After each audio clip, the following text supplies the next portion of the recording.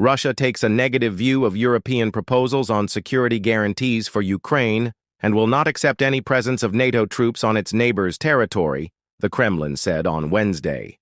Kremlin spokesman Dmitry Peskov praised U.S. President Donald Trump's efforts to end the war in Ukraine as very important, however, and said Moscow hoped they would continue. As part of a potential peace settlement, Ukraine's European allies are working to put together a set of guarantees for Ukraine that would protect it from a possible future attack by Russia. But Peskov said a European troop deployment in Ukraine would mean a NATO presence there, which he said was something Russia had aimed to prevent from the start.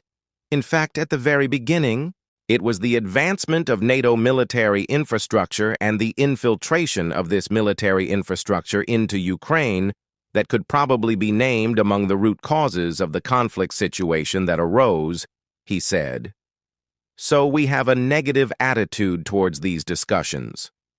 All sides agree that security guarantees for Ukraine must be part of any peace deal, but disagree fundamentally on what form they should take.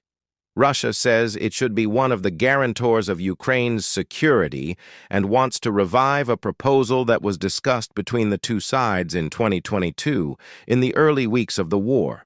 Kyiv rejects that, saying it would have given Moscow an effective veto over any outside military support for Ukraine. Peskov said security guarantees were one of the most important topics, but that Russia did not believe it was helpful to discuss them in public. He said that this month's U.S.-Russia summit in Alaska between Presidents Donald Trump and Vladimir Putin had been very substantive, constructive, and useful. Trump has said the United States will not put troops on the ground in Ukraine as part of any future security guarantees, but he has left the door open to other U.S. military involvement, including air and intelligence support. Peskov said Russian and Ukrainian peace negotiators were in contact, but that he could not give a date for when they would meet again. The two sides last held face-to-face talks in Istanbul on July 23rd, in a session that lasted just 40 minutes.